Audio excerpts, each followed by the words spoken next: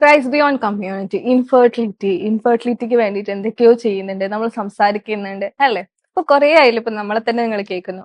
അതിൽ നിന്നൊക്കെ മാറി ചിന്തിക്കാൻ വേണ്ടിയിട്ടും ശരിക്കും നമുക്ക് എന്താണ് ചെയ്യേണ്ടത്, അല്ലെങ്കിൽ ഈ ഒരു മെഡിക്കൽ സ്റ്റൈലിൽ നിന്ന് നമുക്ക് ഇതിനെ പറ്റിയിട്ടൊന്ന് കേട്ടാലോ? അതിന്റെ ഒരു ആസ്പെക്ട്സും കാര്യങ്ങളൊക്കെ അത്യാവശ്യം നല്ല പോലെ തന്നെ അറിയുന്ന രണ്ടുപേരിൽ നിന്ന് കേൾക്കുമ്പോൾ ശരിക്കും പറഞ്ഞാൽ നമുക്ക് അത് അത്രയും നമുക്ക് മനസ്സിലാക്കാൻ പറ്റും അല്ലെ? കുറെ ട്രീറ്റ്മെന്റ്സ് ചെയ്യുന്നുണ്ട്, കുറെ ഹോസ്പിറ്റൽസ് നമ്മൾ മാറി മാറി പോകുന്നുണ്ട്. ഇതിന്റെ ഒക്കെ അപ്പുറത്ത് നിന്ന് വളരെ ബ്യൂട്ടിഫുൾ ആയിട്ട് സംസാരിക്കുന്ന രണ്ട് ഡോക്ടേഴ്സ് നമുക്ക് ഇന്ന് പരിചയപ്പെട്ടാലോ? So here is doctor Musla, doctor Fazil. നിങ്ങളുടെ സ്റ്റാർട്ടിങ്ങിന് ശരിക്കും പറഞ്ഞാൽ എങ്ങനെയായിരുന്നു? നിങ്ങൾ എന്തുകൊണ്ടാണ് ഇൻഫെർട്ടിലിറ്റി, PCOD ഇതിലേക്ക് എന്താ ഫോക്കസ് ചെയ്യാൻ പ്രത്യേക കാരണം ഒന്ന് മെൻഷൻ ചെയ്യോ? എന്റെ കേസിലാണെങ്കിൽ 2010 ക്ലിനിക്ക് ഇടുന്നത്. 2010 ക്ലിനിക്ക് ഇട്ട് സാധാരണ ഹോമിയോപ്പതി ക്ലിനിക്ക് പോലെ മുമ്പോട്ട് പോകും. ജലദോഷ പനിയൊക്കെ ട്രീറ്റ് ചെയ്ത് പോകുന്ന കേസിൽ കുറെ കാലങ്ങൾ കഴിഞ്ഞപ്പോൾ ഒരു ഒരു ഹസ്ബൻഡ് ആൻഡ് വൈഫ് എന്നൊരു കുട്ടീനെ ഇട്ടു. എനിക്കൊന്നൊരു 3 to 6 months ആയ ബേബിയാണ്. ജലദോഷം എന്തോ കാണിക്കാൻ വന്നാണ്. അവര് റൂമിൽ കയറി നേരെ എന്റെ മടിയിലേക്ക് കുട്ടീനെ എടുത്ത് വെച്ചു. എന്നിട്ട് പറഞ്ഞു ഇത് സാറ മോളാണ്. അപ്പൊ ഞാൻ അങ്ങനെ നോക്കി, ഒരുവരും ചിരിയിരിക്കുന്നുണ്ട്. ഹസ്ബൻഡ് മൊത്തം നോക്കി, ഹസ്ബൻഡും നിങ്ങൾ തന്നെ. അപ്പം എന്താണ് സംഗതി എന്ന് ചോദിച്ചപ്പോൾ ഒരു 1.5-2 കൊല്ലം മുമ്പ് PCODക്ക് ഈ വൈഫും ഈ ഒലിഗോസ്പെർമിയൊക്കെ, അതായത് സ്പേം കൗണ്ട് കുറഞ്ഞ കേസിൽ ഹസ്ബൻഡ് ട്രീറ്റ്മെന്റ് എടുത്തിട്ടുണ്ടായിരുന്നു.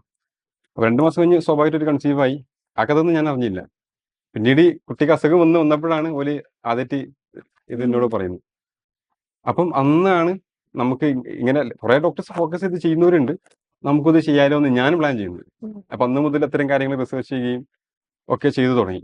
ഇപ്പൊ ഇവരുടെ കേസിൽ അങ്ങനെയല്ല. അത് കോഴിക്കോട് ഹോമിയോ കോളേജിലെ ഡോക്ടർ ഗീത ഉണ്ട്, ഗൈനക്കോളജിയിലെ HOD ആണ്. ഇപ്പം പ്രിൻസിപ്പളൊക്കെ ആയിട്ട് റിട്ടയർഡ് ചെയ്യുന്നില്ലേ. മാമിന്റെ കീഴിലാണ് ഈ തീസിസ് സബ്മിറ്റ് ചെയ്യുന്നത്, ഇന്റേൺഷിപ്പ് ചെയ്യുന്നത്. അപ്പൊ അതിൽ അവർ ഫോക്കസ് ചെയ്തൊരു സാധനം ഇൻഫെർട്ടിലിറ്റി ആയിരുന്നു. അവിടെ ജനനി എന്ന് പറഞ്ഞിട്ടൊരു പ്രോജക്റ്റ് ഉണ്ട്, ഗവൺമെന്റിന്റെ കീഴിൽ ചെയ്യുന്ന ഒരു പ്രോജക്റ്റ് ആണ്, ഇൻഫെർട്ടിലിറ്റിക്കായിട്ട് ചെയ്യുന്ന ഒരു പ്രോജക്റ്റ് ആണ്. അപ്പൊ ആ ഒരു ഡിപ്പാർട്ട്മെന്റിൽ ആ ഒരു പ്രോജക്റ്റിന്റെ കീഴിൽ വന്ന കേസുകൾ വെച്ചിട്ടാണ് ഞാൻ ആ ഒരു സമയത്ത് ഡെസർട്ടേഷൻ കാര്യങ്ങളൊക്കെ ചെയ്യുന്നത്. അപ്പോഴാണ് ഇൻഫെർട്ടിലിറ്റിയിൽ എന്തുമാത്രം ഹോമിയോപ്പതിക്ക് പോസിബിലിറ്റി ഉണ്ട് എന്നുള്ളത് നേരിട്ട് നമ്മൾ അത്രയും പേഷ്യൻസിന് ആ സമയത്ത് കാണുന്നുണ്ട്. അവരെ നമ്മൾ ഇവാലുവേറ്റ് ചെയ്യുന്നുണ്ട്, അവരുടെ സക്സസ് അത് പ്രഗ്നന്റ് ആകുന്നത് നമ്മൾ കാണുന്നുണ്ട്. അപ്പം എന്തെല്ലാം പോസിബിലിറ്റീസ് ഉണ്ടെന്നുള്ളത് ശരിക്കും ഞാൻ അറിഞ്ഞ് മനസ്സിലാക്കി മാമിന്റെ കൂടെ ഇരുന്നത് ചെയ്യാൻ പറ്റിയതുകൊണ്ടാണ് എനിക്ക് തന്നെയുള്ള ഒരു കോൺഫിഡൻസും ധൈര്യം ഇത് തന്നെ ഫോക്കസ് ചെയ്ത് പോകാം എന്നുള്ള ഒരു കാര്യങ്ങളിലേക്ക് ഞാൻ വരുന്നത്. മെയിനായിട്ടും അതിൽ ഇൻഫെർട്ടിലിറ്റി വിത്ത് PCOD ആയിരുന്നു എൻ്റെ തീസിസിന്റെ സബ്ജക്റ്റ് ഉണ്ടായിരുന്നു. അപ്പൊ ഞാൻ അങ്ങനെയാണ് ഇതിലേക്ക് വരുന്നത്. അപ്പം തുടക്കം എന്റെ പ്രാക്ടീസ് തുടങ്ങിയ സമയം തൊട്ടേ അതുകൊണ്ട് ഞാൻ ഇത് ഫോക്കസ് ചെയ്തിട്ടാണ് വന്നിട്ടുണ്ട്. ആക്ച്വലി അതും ഒരു ക്വസ്റ്റ്യൻ തന്നെയാണ് നമുക്കുള്ളത്. ഇപ്പോ ശരിക്കും പറയാന്ന് വെച്ചാൽ അലോപ്പതി, യുനാനി, ഹോമിയോപ്പതി ഇങ്ങനെ വാരിയസ് ആയിട്ടുള്ള ഓപ്ഷൻസ് ഇപ്പോൾ ശരിക്കും പറഞ്ഞാൽ നമുക്ക് സൊസൈറ്റിയിൽ അവൈലബിൾ ആണ് ഇൻഫെർട്ടിലിറ്റിക്ക് തന്നെ. ശരിക്കും എന്തുകൊണ്ടാണ് ഹോമിയോപ്പതി കുറച്ചും കൂടെ ബെറ്റർ ആയിട്ട് നിങ്ങൾക്ക് തോന്നിയിട്ടുള്ളത്? ഹോമിയോപ്പതിയിൽ എന്തുകൊണ്ടാണ് സ്കോപ്പ് ഉള്ളത് ഈ കാര്യത്തില്? ഒന്ന് ഇപ്പൊ സാധാരണഗതിയിൽ ആൾക്കാർ പൊതുവെ മനസ്സിലാക്കിയിരിക്കുക സൈഡ് എഫക്ട്സ് ഇല്ലാത്തൊരു ട്രീറ്റ്മെന്റ് ആണല്ലോ ഹോമിയോപ്പതി. അതുകൊണ്ട് അത് സേഫ് ആയിട്ട് ചൂസ് ചെയ്യാം. കാര്യം ഇതിന് ഇൻഫെർട്ടിലിറ്റിക്ക് എപ്പോഴും ലോങ് ടേം ട്രീറ്റ്മെന്റ് പല കേസസിലും പോകേണ്ടി വരും. മാത്രമല്ല ഹോർമോൺ റിലേറ്റഡ് കാര്യങ്ങൾ മെഡിസിൻസ് എടുക്കേണ്ടി വരുന്നതുകൊണ്ടും ഇത് കുറച്ച് വിഷമാവുമെന്ന് ആൾക്കാർ ചിന്തിക്കുന്നതുകൊണ്ട് കുറച്ചുകൂടി സേഫ് ആയിട്ടുള്ള ഒരു സാധനം സെലക്ട് ചെയ്യുന്ന രീതിയിലാണ് പേഷ്യൻസ് പൊതുവെ നമ്മൾ സെലക്ട് ചെയ്യാറ്. പിന്നീട് ഇപ്പം ഈ ഗവൺമെന്റ് പ്രൊജക്റ്റ് ആയ ജനനി പോലത്തെ സാധനങ്ങൾ വന്നതുകൊണ്ട് ഒരുപാട് സക്സസ് സ്റ്റോറീസ് ഇവർ കേൾക്കുന്നുണ്ട്. അപ്പോഴും ആൾക്കാർ ആ രീതിയിലൊക്കെ നമ്മൾ ക്ലിനിക്കിൽ വരും. ഏത് ട്രീറ്റ്മെന്റ് ഒക്കെയാണെന്ന് പ്രത്യേകിച്ച് അവരുടെ ചോയ്സ് ആണ്. എല്ലാത്തിനും അതിൻ്റെതായ ട്രീറ്റ്മെന്റ് ഉണ്ട്. ഞങ്ങൾ തന്നെ ചില കേസിലൊക്കെ അലോപ്പതിക്ക് റെഫർ ചെയ്യേണ്ടി വരാറുണ്ട്. ചില IVF തന്നെ വേണ്ടി വരുന്ന കേസസ് ഉണ്ടാവാം. അത് നമ്മൾ അതായത് ഒട്ടും സ്പേംസ് ഇല്ല വിത്ത് ഗ്രേഡ് 4 വെരിക്കോസിലൊക്കെ ആണ്. അതെ, നോൺ ഒബ്സ്ട്രക്റ്റീവ് ആസ്മയൊക്കെ ചില കേസിലൊക്കെ നമ്മൾ അങ്ങോട്ട് IVFന് വിടേണ്ടി വരാറുണ്ട്. അപ്പം ആ പ്രോസസ് കഴിഞ്ഞിട്ട് ചിലപ്പോൾ അവർ നമ്മളടുത്ത് തിരിച്ചു വരും, നമ്മുടെ ട്രീറ്റ്മെന്റ് കണ്ടിന്യൂ ചെയ്യും. ചില കേസസ് അവർ തന്നെ കണ്ടിന്യൂ ചെയ്ത് അങ്ങനെ പോകും. അത് ശരിക്കും അവരുടെ ചോയ്സ് ആണ്. നമുക്ക് ഹോമിയോപ്പതി നല്ല ട്രീറ്റ്മെന്റ് ഉണ്ട് എന്ന് നമ്മൾ പറയും. ഓക്കെ, പക്ഷേ ശരിക്കും പറഞ്ഞാൽ കുറച്ച് മിക്സ് ആയിട്ട് ഞാൻ കേട്ടിട്ടുള്ള ഒരു കാര്യമാണ് സൈഡ് എഫക്ട്സിന്റെ കാര്യം. ഇപ്പോ സ്റ്റീറോയിഡ്സ് കൂടുതലാണ്, അല്ലെങ്കിൽ എന്താ പറയാ സ്പേം കൗണ്ട് കുറയാൻ ചാൻസ് ഉണ്ടോ? അങ്ങനെ ഹോമിയോ അത് ചൂസ് ചെയ്യാൻ ഇതൊരു പ്രശ്നമായിട്ട് കാണുന്ന കുറച്ച് ആൾക്കാരുണ്ട്. ഇപ്പൊ നമ്മൾ അങ്ങനെ കേട്ടിട്ടുണ്ട്. അതിനെ പറ്റി എന്തെങ്കിലും? സൈഡ് എഫക്ട്സ് ഇല്ലാന്ന രീതിയിലാണ് ഹോമിയോപ്പതിയിൽ പൊതുവെ ആൾക്കാർ ഹോമിയോപ്പതിനെ ചൂസ് ചെയ്യാനുള്ള ഒരു റീസൺ അതാണ്. ഇനിയിപ്പം മോഡേൺ മെഡിസിനിൽ അങ്ങനെ മെഡിസിൻസ് യൂസ് ചെയ്യുന്നു എന്നതുകൊണ്ട് അതാണ് ട്രീറ്റ്മെന്റ് വേണ്ടതെങ്കിൽ അത് എടുക്കണം. അതിന് നമ്മൾ നോ പറയുന്നില്ല. അത് നോ പറയേണ്ട കാര്യമില്ല. അത് അങ്ങനെ റിസൾട്ട് കിട്ടേണ്ട കേസാണെങ്കിൽ നമുക്ക് അതിലൂടെ തന്നെ പോവാം. പൊതുവെ അത്തരം ഇപ്പം ഈ എന്താ പറയാ ഹോർമോൺസ് ഇംബാലൻസ് ചെയ്യുന്ന രീതിയിലുള്ള ട്രീറ്റ്മെന്റ്സോ പിന്നെ ഓവുലേഷൻ നടക്കാതെ വരുന്നുള്ള രീതിയിൽ ട്രീറ്റ്മെന്റ്സ് ഹോമിയോപ്പതിയിൽ ഇല്ല. എങ്ങനെയെങ്കിലും ഓവുലേഷൻ ഇൻഡ്യൂസ് ചെയ്യാം, ഒരു പ്രഗ്നൻസിലേക്ക് എത്തുന്ന രീതിയിലൊരു സാധനമാണ് നമ്മൾ ചെയ്യുക. അപ്പൊ അങ്ങനെയാണ് ഫോക്കസ് ചെയ്ത് പോകുന്നത്. ഹോമിയോപ്പതിനെ പറ്റിയുള്ള മിത്തുകൾ ആക്ച്വലി ഇതല്ല. ഇത് കുറെ നാള് മെഡിസിൻ എടുത്താലേ വർക്ക് ആവുള്ളൂ എന്നുള്ളതൊന്ന്. രണ്ടാമത്തത് അലോപ്പതി കുറച്ച് നാൾ കഴിച്ച ഒരാൾക്ക് ഇത് ഏൽക്കില്ല, ഹോമിയോപ്പതി ആൾക്കാർ പനിയും ജലദോഷമൊക്കെ പോലെയാണ് ഇൻഫെർട്ടിലിറ്റി കാണുന്നത്. ഇതിലൊരു കുഴപ്പം എന്താ വെച്ചാൽ സാധാരണ മാസത്തിൽ ഒറ്റ തവണ ഓവുലേഷൻ ഉണ്ടാവുക. അപ്പം ഈ ഓവുലേഷൻ നടക്കുന്ന ദിവസം പിന്നെ കോണ്ടാക്ട് വന്നാൽ മാത്രമേ പ്രഗ്നൻസിയിലേക്ക് സാധ്യമാവുള്ളൂ. അപ്പോൾ ഇവരെന്തെങ്കിലും കാണാത്താൽ ഈ കപ്പിൾ അന്ന് പിണങ്ങി കിടന്ന്, അല്ലെങ്കിൽ തലേദിവസമോ പിറ്റേ ദിവസം അവർ പിണങ്ങി കിടന്ന്. അപ്പോൾ ആ മാസത്തെ ഒരു അവസരം അവർക്ക് പോവാണ്. എന്ന് വെച്ചാൽ ഒരു വർഷത്തിൽ ആകെ 12 ദിവസമാണ് ഓവുലേഷൻ ഉണ്ടാവുക. 12 ദിവസമേ പ്രഗ്നൻസിക്ക് സാധ്യതയുള്ളൂ. അപ്പം ഈ വെറും 12 ദിവസം മിസ്സായി കഴിഞ്ഞാൽ തന്നെ ഒരു വർഷം അവരെ വേസ്റ്റ് ആയി പോകുന്നു. മനസ്സിലായോ? പക്ഷെ ആളുകൾ ഇയർ കാൽക്കുലേറ്റ് ചെയ്യുമ്പോൾ എത്ര ഇയർ ആയെന്ന് പറയും. പക്ഷെ ശരിക്കും വളരെ ചെറിയൊരു. അപ്പം പ്രഗ്നൻസി എത്ര സമയം നമ്മൾ മെഡിസിൻസ് കഴിക്കണം എന്ന് വെച്ചാൽ പ്രഗ്നന്റ് ആകുന്ന വരെ പറയും. ഒരു ചില കേസ് നമ്മൾ 6 മന്ത് പറയും, 1 ഇയർ വരെ വേണ്ടി വന്നേക്കാം. 1 ഇയർ വരെ വന്നാൽ തന്നെ 12 ചാൻസസ് ആണ് അവിടെ വരുന്നത്. അപ്പോൾ പെട്ടെന്ന് തലവേദന പനി മാറുന്ന പോലുള്ള ഒരു സാധനമല്ല. നമ്മൾ ക്ഷമയോടെ കാത്തു നിൽക്കണം, കാൽക്കുലേറ്റ് ചെയ്യണം, ഓവുലേഷൻ കാര്യങ്ങൾ നോക്കണം, ആ ദിവസം വേണ്ട കാര്യങ്ങൾ ചെയ്യണം, പിന്നെ ലൈഫ് സ്റ്റൈൽ മാനേജ്മെന്റ് ചെയ്യണം, ഡയറ്റ് കറക്റ്റ് നോക്കണം. അതൊക്കെ നമുക്ക് ചെയ്യേണ്ട ഒരു സംഗതിയാണ്. എക്സസൈസ്, ഡയറ്റ് കാര്യങ്ങളൊക്കെ കൃത്യമായിട്ട് കീപ്പ് ചെയ്യും. അപ്പം മെഡിസിൻസ് കറക്റ്റ് ആയിട്ട് കഴിക്കുകയും ചെയ്യുന്ന ചില കേസസിലൊക്കെ നമുക്കും തന്നെ 1 മന്ത് മെഡിസിൻസ് കഴിച്ച് 2 മന്ത്സ് മെഡിസിൻസ് കഴിച്ചിട്ടൊക്കെ പ്രഗ്നന്റ് ആയ കേസസും ഉണ്ട്. എല്ലാ കേസും കുറെ പോണം എന്നല്ല, അത് വളരെ സ്പെസിഫിക് ആണ്, കേസ് സ്പെസിഫിക് ആണ്. ഓരോ കേസും ഡിഫറെന്റ് ആണ്, ഭയങ്കര ഡിഫറെന്റ് ആണ്. നമ്മൾ വിചാരിക്കുന്നതിൽ ഒത്തിരി ഡിഫറെന്റ് ആണ്. ചില കേസ് കഴിഞ്ഞ ദിവസം നമ്മൾ റിവ്യൂ നോക്കിയപ്പോൾ ഒരാൾ എഴുതിയാണ്, മുസ്ലിം ഡോക്ടറെ കണ്ടു, ഡയറ്റും എക്സസൈസും പറഞ്ഞു തന്നു, മെഡിസിൻസ് ഒന്നും തന്നില്ല, എന്നിട്ട് വിത്തിൻ 2 മന്ത്സ് ആൾ പ്രഗ്നന്റ് ആയി. അതായത് അറിവില്ലായ്മ ഉണ്ട് ഇതിൽ. ഇപ്പം എപ്പോൾ കോണ്ടാക്ട് ചെയ്യണം, എന്തൊക്കെയാണ് ഇതിന് പ്രിപ്പറേഷൻസ് വേണ്ടത്, അത് മാത്രം നമ്മൾ ഒരു പറഞ്ഞു കൊടുത്താൽ തന്നെ ചില കേസിൽ അത് പേഷ്യൻസിനെ കണ്ടാൽ നമുക്ക് മനസ്സിലാവും എന്തുകൊണ്ടാണ് ഒരു ഇഷ്യൂസ് എന്നുള്ളത്. ആ കേസ് എനിക്ക് ഓർമ്മയുണ്ട്. അവർക്ക് രണ്ടുപേർക്കും ഒരു കുഴപ്പങ്ങളൊന്നുമില്ല, ടെസ്റ്റുകളൊക്കെ നോർമലാണ്. പക്ഷെ അവർക്ക് ഓവുലേഷൻ എപ്പോഴാണ് ആ സമയത്ത് ബന്ധപ്പെടുന്ന ഇങ്ങനത്തെ ബേസിക് ആയിട്ടുള്ള കാര്യങ്ങൾ അറിയാത്ത ആളുകളായിരുന്നു. അപ്പൊ അവരെ ഇരുത്തി അത് കാര്യങ്ങൾ പറഞ്ഞു കൊടുത്ത് അവരെ വിട്ട് അവര് 2 മാസം കഴിഞ്ഞപ്പോഴത്തേക്ക് പ്രഗ്നന്റ് ആയി. അങ്ങനെയും അപ്പം മെഡിക്കേഷൻസ് ഇല്ലാതെയും ചില കേസസിൽ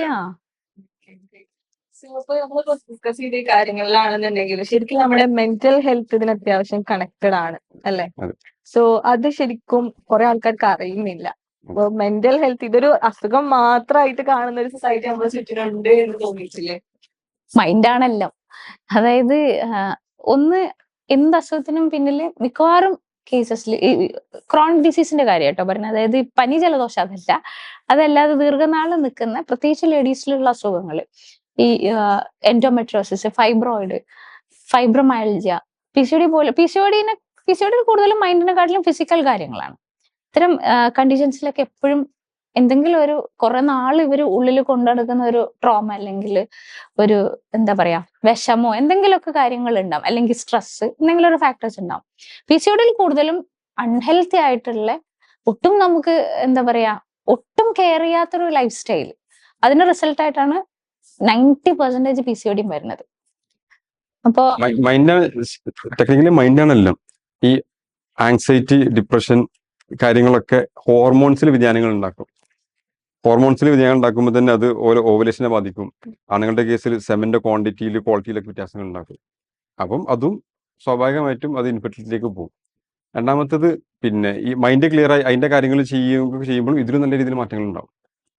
അപ്പം രണ്ടു ഭാഗം മെഡിസിനും അപ്പൊ നമ്മൾ പറയുന്നത് എന്താ വെച്ചാൽ എക്സസൈസിന് മൈൻഡ് ക്ലിയർ ചെയ്യുന്ന ഒരു സാധനം എക്സസൈസിൽ ഉണ്ടെന്ന് പറയാം. നമ്മൾ റെഗുലർലി എക്സസൈസ് ചെയ്യാൻ പറയുന്നതിന്റെ ഒരു കാര്യം എന്താ വെച്ചാൽ മൈൻഡ് ഫ്രീ ആവാൻ കുറച്ചും കൂടി ഒരു റിലാക്സ് സംഗതിയിലേക്ക് എത്താൻ എക്സസൈസും ഹെൽപ്പ് ചെയ്യും. അപ്പൊ അങ്ങനെയൊക്കെ വരുമ്പോൾ യോഗ അധിക പേഷ്യൻസിനോടും സജസ്റ്റ് ചെയ്യാറുണ്ട്. കാര്യം അതിന്റെ ഒരു കാര്യം മൈൻഡും കൂടി കൺട്രോളിൽ വരും. യോഗ ചെയ്യുമ്പോൾ ഫിസിക്കൽ എക്സസൈസിന്റെ അപ്പുറത്തേക്ക് കുറച്ചും കൂടി മൈൻഡും കൂടി കൺട്രോൾ ചെയ്യാനായിട്ട് ഒരു പഠിക്കും. യോഗ മെഡിറ്റേഷൻ ഒക്കെ നമ്മൾ പേഷ്യൻസിനോട് സജസ്റ്റ് ചെയ്യാറുണ്ട്. അപ്പൊ അത് ഈ മൈൻഡ് റെഡിയാക്കി എടുക്കാൻ വേണ്ടിയിട്ടാണ്. പ്രത്യേകിച്ച് ഇൻഫെർട്ടിലിറ്റി കേസ് പേഷ്യൻസ് വരുമ്പം അവരാകെ വേർത്തേണ്ട ഒരു അവസ്ഥയിലാണ് നമ്മൾ. സാധാരണ മറ്റ് കേസസ് വരുന്ന പോലെ ഇപ്പൊ ഒരു മൈഗ്രെയിൻ അടിച്ച ഒരാൾ വരുന്ന പോലെയല്ല, അല്ലെങ്കിൽ ഒരു തൈറോയിഡിന്റെ ട്രീറ്റ്മെന്റ് വരുന്ന ഒരാൾ വരുന്ന പോലെയല്ല നമ്മുടെ അടുത്ത് ഒരിക്കലും കൂടി ഇൻഫെർട്ടിലിറ്റി കപ്പിൾ വരുന്നത്. എന്തെങ്കിലും വിഷമമുണ്ടോ ചോദിച്ചാൽ തന്നെ അവരെ കണ്ണു കണ്ണുനിറയും. എന്തെങ്കിലും വിഷമങ്ങൾ പറയേണ്ട ചോദിച്ചാൽ കണ്ണു നിറയുന്നു, കൂടാ തുളുമ്പുന്നു. ഒന്നും പറഞ്ഞില്ലെങ്കിൽ പോലും അത് ഭയങ്കരമായിട്ട് അവരത് ഇമോഷണലി ആ ചോദ്യം മതി അവർക്ക്. ഒരുപക്ഷെ അത്തരം ചോദ്യം ആരോടും ചോദിച്ചിട്ടുണ്ടാവില്ല. അപ്പോൾ ഈ ഇൻഫെർട്ടിലിറ്റി മക്കളില്ല എന്നതുമായി ബന്ധപ്പെട്ട് അതിൽ വിഷമമുണ്ടോ എന്ന് ആരും ചോദിക്കൂല. പലപ്പോഴും നാട്ടുകാരില് ഇനി ആയില്ലേ, എന്താ ആവാത്തത്, അവിടെ ഒരു ഡോക്ടർ ഉണ്ട്, ഇവിടെ പോയി നോക്കൂ, അങ്ങനെ കുറെ സജഷൻസ് തരുന്നതിന് പകരം വിഷമുണ്ടോ എന്ന് ആരും ഇതിൽ ചോദിച്ചിട്ടുണ്ടാവില്ല. അപ്പൊ ഒരുപക്ഷെ നമ്മളേക്ക് ആദ്യം ചോദിക്കുന്നുണ്ടാവുക. പൊതുവെ സ്ത്രീകളാണ് ഇത്ര ഇമോഷണലി വിഷമാകുന്ന സിറ്റുവേഷനിൽ കടന്നു പോവുക. ആണുങ്ങളും ആരും ചോദിക്കൂല എന്റെ മക്കളായില്ലെന്ന്. ഓൾക്ക് വേറെ കുറെ കാര്യങ്ങൾ പറയാനുണ്ടാവും കാണുമ്പോൾ. ഇവർക്ക് വേറെ ഒന്നും പറയാനില്ല. അമ്മമാരൊക്കെ കൂടിയിട്ട് അവരാണ് ഈ കല്യാണത്തിന് പോയാല് എന്തെങ്കിലും പ്രോഗ്രാമിന് പോയാല് ഓൾക്ക് ആദ്യം ചോദിക്കേണ്ടാവുന്നതാണ്. വർഷങ്ങളായിട്ട് ഒരു ഫാമിലി ഫംഗ്ഷനും ഒരു ഗെറ്റ് ടുഗദറിനും ഫ്രണ്ട്സിന്റെ കൂടെ ഇവിടെ പോയി ഇഷ്ടം പോലെ അത്തരം സംഗതിക്കൊക്കെ ഈ ഇവര് ചെയ്യുന്ന കൂട്ടായ്മകൾ ഒരുപാട് ഹെൽപ്പ് ചെയ്യുന്ന സംഗതിയാണ് ഈ ഹോപ്പ് ഹോംസിന്റെയും. കാരണം ഇത്രയും ആൾക്കാർ ഇങ്ങനെ ഫേസ് ചെയ്യുന്നവരുണ്ട്. അപ്പൊ നിങ്ങളുടെ ഒരു വൈബൊക്കെ ഞാൻ ഇത് കേട്ടപ്പോൾ ഫസ്റ്റ് മുസ്ലിം ഡോക്ടറുകളെ പറ്റി പറഞ്ഞിട്ടപ്പോൾ ഞാൻ തോന്നി പൊതുവെ വിദേശത്തൊക്കെ ഈ സംഗതികളുണ്ട്. ഓരോ അസുഖം സോറിയാസിന് ഒരു കമ്മ്യൂണിറ്റി അങ്ങനെ അവർ ചെയ്യാറുണ്ട്. ചുറ്റിരുന്ന് സംസാരിക്കാൻ കുറച്ച് ഒരു സംഗതി കിട്ടും. ഇവിടെ ഇങ്ങനെ ഒരു ചെയ്യുന്ന ഒരു ടീം നിങ്ങളെ ആദ്യം നമ്മൾ കാണുന്നത്. അപ്പൊ നമുക്ക് ഭയങ്കര ഒരു സന്തോഷം തോന്നി കണ്ടപ്പോൾ. ഒരുപാട് ആൾക്കാരിൽ ഭയങ്കര പോസിറ്റീവ് ചേഞ്ചസ് ഉണ്ടാക്കി ഈ സാധനം ഹെൽപ്പ് ചെയ്യും. ആരോട് എന്ത് പറയണം. ഇപ്പൊ ഈ കേസിൽ ഇൻഫെർട്ടിലുമായി ബന്ധപ്പെട്ട കേസിൽ ആരോടൊന്നും പറയാൻ പറ്റൂല. വിഷമങ്ങൾ കേൾക്കാൻ ആൾക്കാരും ഉണ്ടാവില്ല. എന്താ ഇവര് പറയാണ്ടാവുക, മക്കളാവുന്നില്ല, ഭയങ്കര വിഷമമാണ്, സാലറി ഉണ്ടായിക്കോളൂ, ഇനി അല്ലെങ്കിൽ ഇന്ന ഡോക്ടറെ അടുത്ത് പോയി നോക്കി, അത് കഴിഞ്ഞാൽ അവിടെ തീരും. ഇതൊന്നും കേട്ടിരിക്കാൻ ആരും ഉണ്ടാവില്ല. അപ്പൊ ഇതേ ഇതേ സംഗതികൾ സഫർ ചെയ്യുന്ന ഒരു കൂട്ടായ്മ ഉണ്ടാകുമ്പോൾ അത് ഭയങ്കര മാറ്റങ്ങൾ ഉണ്ടാകും. ബാക്കിയുള്ളവരുടെ പോസിറ്റീവ് കാര്യങ്ങൾ വലിലേക്ക് വരും. ഇങ്ങനെ പോയാൽ പോരാ, എന്തൊക്കെ ചെയ്യണം എന്നൊരു സാധനത്തിലേക്കൊക്കെ വരുത്തും. അത് ഭയങ്കര നമുക്കാണെങ്കിൽ ഒരിക്കലും നമ്മുടെ കമ്മ്യൂണിറ്റിനെ പറ്റി ആലോചിക്കുമ്പോൾ ഒരിക്കലും ഈ സങ്കടം പറഞ്ഞിരിക്കുന്ന സ്പേസ് ആയിട്ട് നമുക്ക് ഇതുവരെ തോന്നിയിട്ടില്ല. അവിടെ വരുമ്പോ ഓക്കെ, ഈ പെയിൻ എല്ലാവരുടെ ഉള്ളിലും ഉണ്ടാവും. അവിടെ ഇരിക്കുന്ന ഓരോരുത്തരുടെ ഉള്ളിൽ ഈ പെയിൻ ഉണ്ടാവും. പക്ഷെ അവിടെ വന്നിട്ട് അവരുടെ ഉള്ളിൽ ഉണ്ടാവുന്ന പുതിയ പുതിയ ഹോപ്പുകളും പുതിയ പുതിയ ഡ്രീംസ് കാണും. ശരിക്കും പറഞ്ഞാൽ നമുക്കൊരു സ്കൂളിൽ നിന്ന് കുട്ടികള് ഭയങ്കര അടിപൊളിയായിട്ട് മാറിപ്പോകുന്ന കാണുമ്പോഴുള്ള ഒരു ഫീലാണ് ശരിക്കും പറഞ്ഞാൽ നമുക്കൊക്കെ അവരുടെ മെന്റേഴ്സ് ആയിട്ട് നിൽക്കുന്ന സമയത്ത് തോന്നുന്നത്. That's really A great feel. ഇത്തരം ഇതിൽ നിങ്ങൾ ഒരുമിച്ച് ഇരുന്നാൽ തന്നെ വിഷമങ്ങൾ കുറയും. വേറെ ഇതിനെ പറ്റി സംസാരിക്കൊന്നും വേണ്ട, പിന്നീട് നിങ്ങൾക്ക് എന്തെങ്കിലും ചെയ്യാം. അപ്പം അതാണ് ആ ഒരു കൂട്ടായ്മന്റെ ഒരു പ്രത്യേകത. ഓക്കെ, അപ്പൊ ഇതേപോലെ തന്നെ ഞാൻ കേട്ടിട്ടുള്ള ഭയങ്കര ഇൻട്രസ്റ്റിംഗ് ആയിട്ട് തോന്നിയിട്ടുള്ള ഒരു ഫാക്ടറാണ് ഹോമിയോപ്പതിയുടെ കാര്യത്തില് സ്റ്റാർട്ടിങ് എപ്പോഴും ഇപ്പൊ നിങ്ങൾ മെൻഷൻ ചെയ്യുകയും ചെയ്തു ഡോക്ടറുടെ നമ്മൾ ചോദിക്കും എന്താണ് പ്രശ്നം, ഓക്കെ ആണോ എന്നുള്ളത് ചോദിക്കും. അതേപോലെ തന്നെ ഞാൻ കേട്ടിട്ടുള്ളതാണ് ഹോമിയോപ്പതിയിൽ വരുന്ന സമയത്ത് ഫസ്റ്റ് നമ്മൾ കൊടുക്കുക സ്ട്രെസ് റിലീഫിനും ലൈഫ് സ്റ്റൈലിനും വേണ്ടിയിട്ടുള്ള മെഡിസിൻസ് അല്ലെങ്കിൽ അതിന് വേണ്ടിയിട്ടുള്ള കാര്യങ്ങളാണ് പറഞ്ഞു കൊടുക്കുക, എന്നിട്ടേ ട്രീറ്റ്മെന്റിലേക്ക് കിടക്കുള്ളൂ എന്നുള്ള കാര്യം. സോ ശരിക്കും അത് നിങ്ങൾ എങ്ങനെയാണ് ശരിക്കും കണക്ട് ചെയ്യുന്നത് അസുഖം വരുന്ന സമയത്ത്, ഒരാൾ വരുന്ന സമയത്ത്? നമ്മള് ആദ്യം ഫിസിക്കൽ ആയിട്ടുള്ള കാര്യങ്ങളാണ് അവരുടെ അടുത്ത് ചോദിക്കുക. കാര്യം എന്ന് വെച്ചാൽ എന്തിനാണ് ഇപ്പൊ PCOD ആണെങ്കിൽ ഇൻഫെർട്ടിലിറ്റി ഓക്കെ, പിന്നെ അതുമായിട്ട് റിലേറ്റഡ് ആയിട്ട് അവർ ഫിസിക്കൽ സിംറ്റംസ് അങ്ങനത്തെ കുറെ സാധനങ്ങൾ വരും. വെയിറ്റ് ഗെയിൻ, പിന്നെ അതുപോലെ സ്കിൻ ചേഞ്ചസ്, ഇങ്ങനത്തെ കുറെ അതെല്ലാം കളക്ട് ചെയ്യും.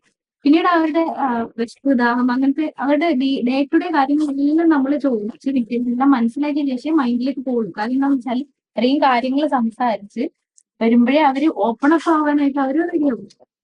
മെഡിസിൻസ് സെലക്ഷനിലേക്ക് പോകുമ്പോൾ പക്ഷെ നമ്മളെ ഫസ്റ്റ് കൺസിഡർ ചെയ്യുന്നത് അവർ ഈ ലാസ്റ്റ് വന്നിട്ടുള്ള മെഡിക്കലിലെ കാര്യമാണ്. അപ്പൊ അത് ഹോമിയോപ്പതിയുടെ ഒരു സ്പെഷ്യാലിറ്റിയാണ്. നമ്മളൊരു പേഴ്സണിനെ ആസ് എൻ ഇൻഡിവിജ്വൽ ആണ് കൺസിഡർ ചെയ്യുക. അവര് ഗോ ത്രൂ ചെയ്തിട്ടുള്ള കാര്യങ്ങളൊക്കെ നമ്മുടെ മെഡിസിൻ സെലക്ഷനിലും വളരെ ഇമ്പോർട്ടന്റ്.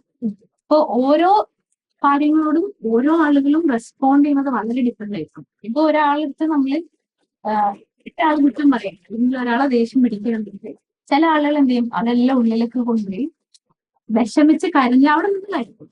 ചില ആളുകൾ ഈ അവിടെ കരയില്ല, വിഷമിക്കുകയില്ല, ഇതെല്ലാം ഉള്ളിലേക്ക് കൊണ്ടുപോയി വർഷങ്ങളോളം ഇത് കൊണ്ട് നടക്കും.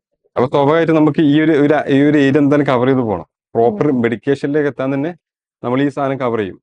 അതാണ് ഹോമിയോപ്പതി ഡോക്ടേഴ്സിന് പൊതുവെ ആൾക്കാർക്ക് ഇഷ്ടം. ഒരു കാര്യങ്ങളൊക്കെ ചോദിക്കും, കേൾക്കും, ഉറങ്ങിയോന്ന് ചോദിക്കും. ഉറക്കത്തിന് ഞങ്ങൾക്ക് മെഡിസിൻസിൽ ഇമ്പോർട്ടൻ്റ് ആണ്. എങ്ങനെ ഉറങ്ങി, എങ്ങനെ ഉറക്കം വരുന്നു എന്നുള്ള ഇമ്പോർട്ടൻ്റ് ആണ്. സ്ട്രെസ് വരുമ്പോൾ എന്ത് സിറ്റുവേഷനാണ് സ്ട്രെസ് വരുന്നത്. അപ്പൊ സ്വാഭാവികമായിട്ട് ഒരു കൗൺസിലിംഗ് സെഷൻ പോലെ തന്നെ അത് പോകും. ലൈംഗികത എന്ന് പറഞ്ഞാൽ അതിന്റെ ഏറ്റവും പ്രധാനപ്പെട്ട ഓർഗൻ ബ്രെയിൻ ആണെന്ന് ഞാൻ പറയാം. തോട്ടിലാണ് അതിന്റെ സാധനങ്ങൾ ഫുള്ളുള്ളത്. പിന്നീടാണ് നമ്മളെ സെക്കൻഡറി ആയിട്ടാണ് ബാക്കി ഫിസിക്കൽ പാർട്സ് ഒക്കെ വരുന്നുള്ളൂ. അപ്പോൾ അവിടെ എന്തെങ്കിലും സ്ട്രെസ് സംഗതി ഉണ്ടെങ്കിൽ ഇതിൽ വിഷമങ്ങൾ ഉണ്ടാക്കും. അപ്പൊ ആദ്യം അത് കറക്റ്റ് ചെയ്യുന്ന രീതിയിൽ കാര്യങ്ങൾ പോകുമ്പോഴേ ഇതൊക്കെ വർക്കൗട്ട് ആവുള്ളൂ. കുറെ ആൾക്കാർക്ക് ഇത് അറിയൂല. അറിയാത്ത കുറെ ഓരോ എന്തൊക്കെയോ ചെയ്ത് അങ്ങനെ പോകുന്നുണ്ടാവും. രണ്ടുപേരും സംസാരിക്കൂല. ഞാൻ ഇത് ചോദിച്ചാൽ എന്താ വിചാരിക്കുക, അല്ലെങ്കിൽ പിന്നെ ഇതൊക്കെ ചോദിക്കാൻ അയാളോട് പറ്റുമോ. 5 വർഷം കഴിഞ്ഞിട്ട് പോലും ഇത്തരം കാര്യം സംസാരിക്കാത്ത കപ്പിൾസ് ഉണ്ടാവും.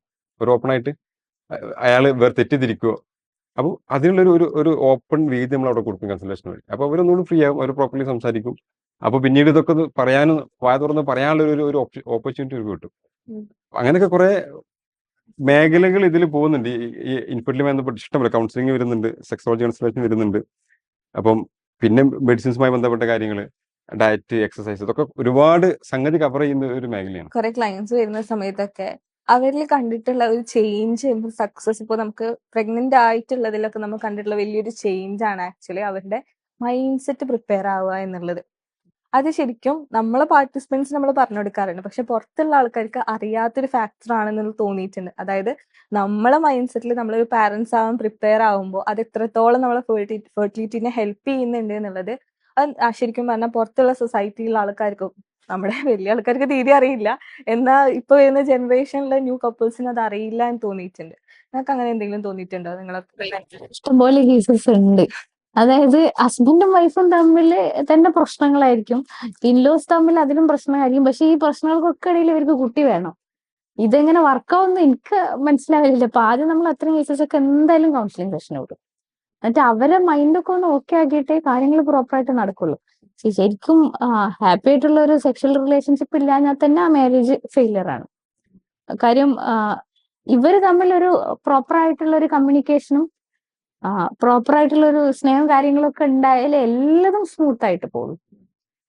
എന്നാലേ ഈ പറഞ്ഞ ഓവുലേഷൻ ഡേറ്റ് ഒക്കെ നോക്കി ഇവർക്ക് ബന്ധപ്പെടാനും കാര്യങ്ങളൊക്കെ പറ്റുള്ളൂ. അല്ലെങ്കിൽ ഈ ഓവുലേഷൻ നോക്കല് സ്ട്രെസ് അതേ സ്ട്രെസ്സാ. ഈ ഓവുലേഷൻ ഡേറ്റ് ഒക്കെ നോക്കി ബന്ധപ്പെടാൻ പറയുമ്പോഴേ ഇത്തരം കപ്പിൾസിന് ഭയങ്കര സ്ട്രെസ്സാണ്. അല്ല, ഇതിൽ ചോദിച്ച വേറെ സംബന്ധിച്ചാൽ ഈ മെന്റലി നമുക്കിത് സാധ്യമാണ് എന്ന ഒരു തോട്ട് അതും മാറ്റങ്ങൾ ഉണ്ടാക്കും. അത് പേഷ്യൻസിനോട് അതും പറയാറുണ്ട്.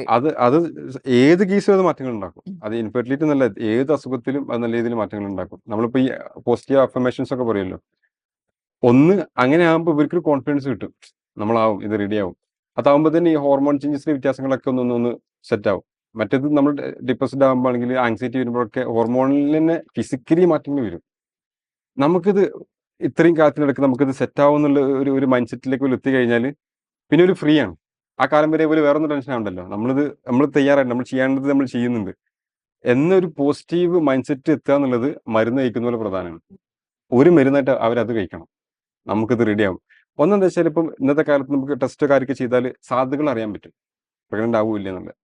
അത് വെച്ചാൽ തന്നെ ഏറെക്കുറെ 50% കുറയും. എന്നിരുന്നാലും ഇവർ ഓരോ മാസവും കാത്തിരിക്കും, ഈ മാസമായില്ല ഇനി ആവൂലേ. അത് പാടില്ല. ഒരു മാസം ഒരു ചാൻസ് ആണ്. അപ്പം ഒരു വർഷം തരുമ്പോൾ 12 ചാൻസസേ ഉള്ളൂ. നെക്സ്റ്റ് ടൈം അത് റെഡിയാവും എന്നൊരു മൈൻഡ് സെറ്റിൽ ഒരു പോയി കഴിഞ്ഞാൽ അത് തന്നെ നല്ല രീതിയിൽ മാറ്റങ്ങൾ ഉണ്ടാക്കുകയും ഒരു പെട്ടെന്നുള്ള ഒരു പോസിറ്റീവ് റിസൾട്ടിലേക്ക് എത്തുകയും ചെയ്യും. അപ്പൊ അതിനായി നേരത്തെ പറഞ്ഞ പോലെ തന്നെ ഈ ഒരു ചേഞ്ചസ്, ഈ ഒരു കോൺഫിഡൻസ് കിട്ടാനൊക്കെ ഈ കമ്മ്യൂണിറ്റിക്ക് ഹെൽപ്പ് ചെയ്യും. ഈ പോസിറ്റീവ് ആയിട്ടുള്ള അഫർമേഷൻസ് പറയാൻ തന്നെ നമ്മൾ പേഷ്യൻസിന്റെ അടുത്ത് പറയലുണ്ട്. ഞാൻ കൺസീവ് ആകും, നമ്മളെ കൊണ്ട് ഇത് പറ്റുമെന്ന് പരസ്പരം അവർ രണ്ടുപേരും പറയാൻ അവരുടെ അടുത്ത് നമ്മൾ പറയാറുണ്ട്.